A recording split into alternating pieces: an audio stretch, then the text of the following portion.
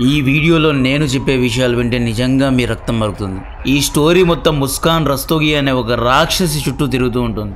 ఈ ముస్కాన్ చేసిన చండాలం ఏ రేంజ్లో ఉంది అంటే, ఈవిడ సొంత అమ్మ నాన్నే నా కూతురికి ఉరిశిక్ష వేయండి, ఈమె బ్రతకడానికి అర్హురాలు కాదు అంటున్నారంటే ముస్కాన్ ఎంత పెద్ద తప్పు చేసిందో మీ ఊహకే వదిలేస్తుంది.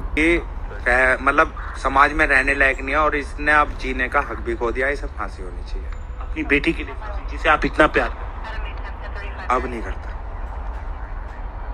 उसे फांसी होनी चाहिए. मेरे बच्चे को ఒక 6 ఏళ్ల కూతురు నా తండ్రి ఆ సిమెంట్ డ్రమ్లో ఉన్నాడు అని చెప్పిన తర్వాత అక్కడున్న ఇరుగు పొరుగు వాళ్ళ కళ్ళలోంచి నీళ్లు తిరిగాయి. తన భర్తను చంపిన తర్వాత ఈ భార్య తన కూతుర్ని వదిలేసి లవర్తో హనీమూన్ కూడా వెళ్ళింది. ఒక అక్రమ సంబంధం ఎంత దూరానికి దారి తీస్తుంది అని తెలియడానికి సౌరవ్ రాజ్పుత్ కథను పూర్తిగా తెలుసుకోండి. సౌరవ్ రాజ్పుత్ 2016లో లవ్ చేసి ముస్కాన్ రస్తోగి అనే అమ్మాయిని పెళ్లి చేసుకున్నాడు. వీళ్ళిద్దరికీ ఒక పాప కూడా పుట్టింది. ముస్కాన్ యొక్క తాగుళ్ళు తిరుగుళ్లకు డబ్బులు సరిపోవడం లేదు అని చెప్పి ముస్కాన్ తన భర్తను ఉద్యోగం చేయడానికి లండన్కు పంపింది. సో సౌరవ్ 2023లో లండన్కు వెళ్ళాడు. లండన్లో మర్చెంట్ నేవీ ఉద్యోగం చేసేవాడు. నెల నెలా డబ్బులు మీరత్లో ఉన్న భార్య కూతురికి పంపేవాడు. కట్ చేస్తే ఫిబ్రవరి 24 రోజు సౌరవ్ ఇండియాకు సడన్గా వచ్చి తన భార్యను సర్ప్రైజ్ చేయడానికి 24th రోజు ఇండియాకు వచ్చాడు. 25th రోజు ముస్కాన్ బర్త్డే సెలబ్రేట్ చేసి ఫిబ్రవరి 26th రోజు తన కూతురి బర్త్డే సెలబ్రేట్ చేసి హ్యాపీగా ఫ్యామిలీతో టైంను స్పెండ్ చేయాలి అనుకున్నాడు సౌరవ్. కానీ ముస్కాన్కు వేరే ప్లాన్స్ ఉన్నాయి. సౌరవ్ లండన్లో కష్టపడుతూ ఉంటే ఇక్కడ ముస్కాన్ సాహిల్ శుక్లతో అక్రమ సంబంధాన్ని పెట్టుకుంది. యాక్చువల్లీ ముస్కాన్ సాహిల్ ఇద్దరు స్కూల్లో 8th క్లాస్ నుండి ప్రేమించుకున్నారంట. సౌరవ్ లండన్లో ఉన్నప్పుడు మళ్ళీ తమ అక్రమ సంబంధాన్ని కంటిన్యూ చేశారు. ముస్కాన్ సౌరవ్ పంపిన డబ్బును సాహిల్తో కలిసి ఊదేది. డైలీ పార్టీస్, పబ్స్, విచ్చలవిడితనం. రాత్రి 1 గంట వరకు ఫోన్లో మాట్లాడేదంట. తెల్ల పౌడర్ వాడడం, నష అన్నీ చేసేది ముస్కాన్. ముస్కాన్కు చాదబడి చేసే అలవాటు కూడా ఉంది అంటున్నారు. బ్లాక్ మ్యాజిక్ చేసేదంట. ఈ వ్యసనాల కారణంగానే ముస్కాన్ 10 కేజీల బరువు కూడా తగ్గింది. సౌరవ్కు తెలియకుండా ముస్కాన్ ఇవన్నీ చేసేది. సాహిల్ పైన ప్రేమ మత్తులో ముస్కాన్ సౌరవ్ను చంపాలి అని లాస్ట్ ఇయర్ నవంబర్ నుండి ప్లాన్ చేసింది. ముస్కాన్కు సౌరవ్ లండన్లో మర్చెంట్ నేవీ పని చేయడం లేదు, బేకరీలో పనిచేస్తున్నాడనే విషయం ఎలాగోలా తెలిసిపోయింది. నా భర్త నాకు అబద్ధం చెప్పాడు, ఇతన్ని చంపేయాలని భర్తతో శత్రుత్వం పెట్టుకుంది. నీ భర్త బేకరీలో పనిచేసిన, బాత్రూమ్స్ కడిగిన, కష్టపడి డబ్బులను ఇంటికే కదా పంపిస్తున్నాడు, ఫ్యామిలీ కోసమే కదా కష్టపడుతున్నాడు. నీ భర్త చేసే పని నీకు ఇష్టం లేదు అంటే విడాకులు ఇవ్వాలి, లేదా పేరెంట్స్కు కంప్లైంట్ ఇచ్చి పంచాయతీ పెట్టాలి. అంతేగాని చంపేయడం ఎంతవరకు కరెక్ట్? ఈ ముస్కాన్ ఇన్స్టాగ్రామ్ బయో ఒకసారి చూడండి.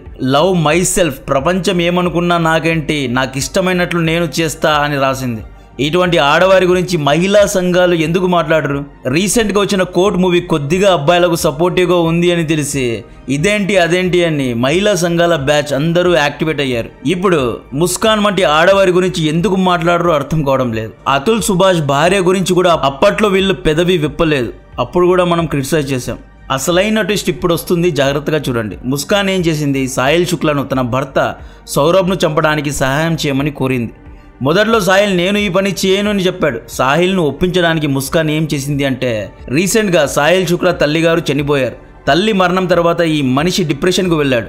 ముస్కాన్ ఈ బలహీనతను పట్టుకొని ఫేక్గా స్నాప్షాట్లో అకౌంట్ను ఓపెన్ చేసి తన తల్లి ఆత్మ మెసేజ్ చేసినట్లు సాహిల్కు మెసేజ్ చేసి సౌరభ్ను చంపేయి, సౌరవ్ ముస్కాన్కు మోసం చేశాడు, అబద్ధం చెప్పాడు, బేకరీలో పనిచేస్తూ మర్చెంట్ నేవీలో పని చేశాను అని అబద్ధం చెప్పాడు, సౌరభ్ను చంపేయి అని ముస్కాన్ ఫేక్గా మెసేజెస్ పెట్టిందంట. ఈ మెసేజెస్ అన్ని చనిపోయిన తన తల్లి ఆత్మ పంపింది అని సాహిల్ శుక్లను మ్యానిపులేట్ చేసింది. ఫైనల్లీ సౌరభ్ను హత్య చేయడానికి సాహిల్ శుక్లను ఒప్పించింది. ఫిబ్రవరి 24 సౌరభ్ ఇంటికి వచ్చాడు. ముస్కాన్ 2 పెద్ద కత్తులు, మత్తు పౌడర్తో ముందే రెడీగా ఉంది. మార్చి 4 రోజు సమయం చూసుకొని సౌరవ్ పడుకున్న సమయంలో ముస్కాన్ అండ్ సాహిల్ ఇద్దరు ఇతనిపైన మత్తుమందు ప్రయోగించారు. కత్తితో పొడిచారు, చంపేశారు. ఇతని శరీరాన్ని ముక్కలు చేసి 10 నుండి 15 ముక్కలు చేశారు. మార్చి 5 రోజు 15 కేజీల సిమెంట్ తీసుకొచ్చి ఒక సిమెంట్ డ్రమ్లో పీసెస్ను పడేసి దానిపైన సిమెంట్ మొత్తాన్ని వేశారు. ఇలా చేయడం వల్ల స్మెల్ రాకుండా ఉంది. అసలు ఎంత చండాలం అంటే, సౌరవ్ హత్యకు ముందు ఈ ముస్కాన్ అనే ఈ ఆడది తన భర్త పిల్లలతో ఎలా డ్యాన్స్ చేస్తుందో ఈ వీడియో ఒకసారి చూడండి.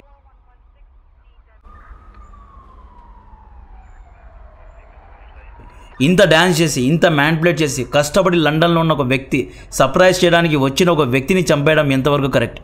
ఇంత చండాలం చేసిన తర్వాత ఇద్దరు షిమ్లాకు హనీమూన్కి వెళ్ళారండి. సాహిల్ శుక్లా, ముస్కాన్ ఇద్దరు కూతుర్ని వదిలేసి షిమ్లాకు వెళ్ళారు.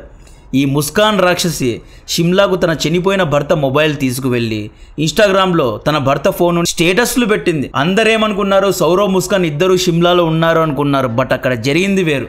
మార్చ్ 4th నుండి మార్చ్ 17th వరకు సౌరభ్ శరీరం ఆ సిమెంట్ డ్రమ్లోనే ఉంది. మార్చ్ 18th రోజు ముస్కాన్ తన తల్లిదండ్రుల దగ్గరకు వెళ్ళి మళ్ళీ నాటకాలు ఆడింది. సౌరభ్ చనిపోయాడు అని ఏడ్చుకుంటూ చెప్పింది. తల్లికి ఏదో డౌట్ వచ్చింది. అదేంటి నీతో పాటే షిమ్లాకు వెళ్ళాడు కదా, అట్లెట్లా చనిపోయాడు అని అడిగింది.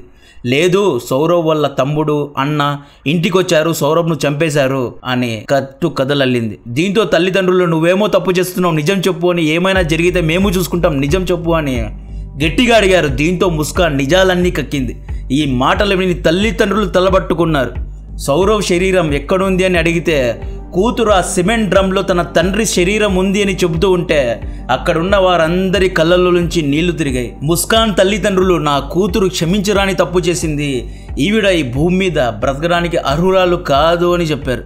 ఈ ముస్కాన్ అనే అమ్మాయి ఎంత సెల్ఫిష్ అంటే డబ్బులు సంపాదించు అని చెప్పి భర్త సౌరభ్ను లండన్కు పంపింది. ఈమెకు బ్లాక్ మ్యాజిక్ పైన ఇంట్రెస్ట్ ఉండేదంట. ఈ బ్లాక్ మ్యాజిక్ కారణంగా ఏదో చేసి సాహిల్ శుక్లను తన వైపు తిప్పుకుంది, ఏదేదో చేసింది. ఈ గోడలు చూడండి, పెయింటింగ్స్ చూడండి, ఇవన్నీ చూడండి. తన వ్యసనాలకు తన ఖర్చులకు భర్త డబ్బు సరిపోవడం లేదు అని లండన్కు పంపింది.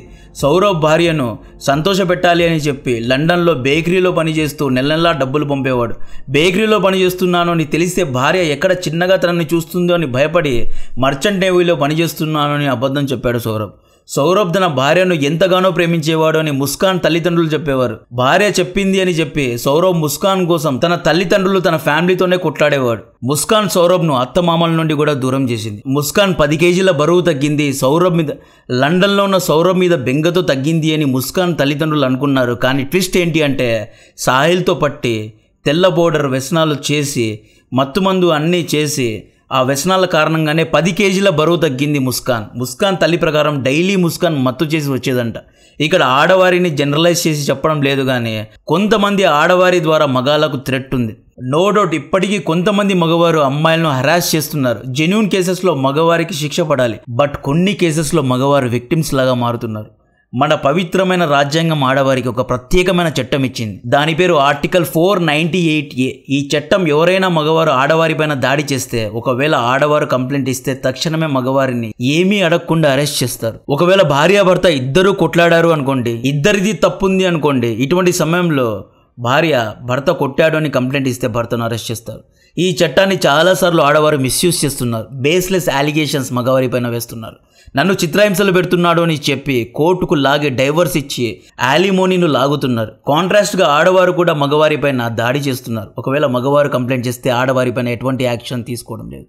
మీకు ఇంజనీర్ అతుల్ సుభాష్ కేసు గుర్తుందా? అతుల్ సుభాష్ ఆత్మహత్య చేసుకొని చనిపోయాడు. ఎందుకంటే భార్య వేరు భంగిమల్లో అది చేయమని అడిగేదంట, అన్యాచురల్ గా దాంట్లో పాల్గొమని అడిగేదంట, మొగుడి డబ్బులను లాక్కొని తన తమ్ముడికి ఇచ్చేదంట.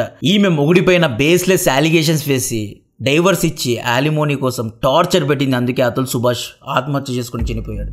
అతుల్ సుభాష్ ఆత్మహత్య తర్వాత కూడా ఏమీ మారలేదు.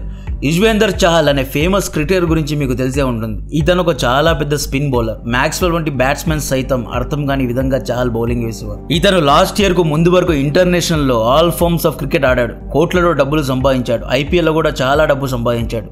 ఇతని కెరియర్ పీక్స్ లో ఉన్నప్పుడు ధనశ్రీ అనబడే ఒక బ్యాక్గ్రౌండ్ డాన్సర్, ముక్కు ముఖం తెలియని ఒక అమ్మాయి, అసలు ఈమెవరో ఎవరికీ తెలియదు, ఈ అమ్మాయి చాహల్తో లవ్లో పడింది. ధనశ్రీ తల్లి ఒక ఇంటర్వ్యూలో నా కూతురు చాహల్ను ఎలాగైనా పడేస్తుంది అని కూడా చెప్పింది. చాహల్ను లవ్ చేస్తే ఫేమ్ వస్తుంది, ఫేమస్ అవ్వచ్చు, క్రికెట్ మ్యాచెస్కు వెళ్ళొచ్చు, సెలబ్రిటీ అవ్వచ్చు అని భావించి ధనశ్రీ పెళ్లి చేసుకుంది. కట్ చేస్తే గత 18 నెలల నుండి చాహల్ క్రికెటింగ్ కెరియర్ అంతగా బాగాలేదు. వరుణ్ చక్రవర్తి, అక్సర్ పటేల్ వంటి బౌలర్స్ కారణంగా చాహల్ కాంట్రాక్ట్స్ కోల్పోయాడు. ఇంటర్నేషనల్ మ్యాచెస్లో కూడా ఈ వ్యక్తి ఆడడం లేదు.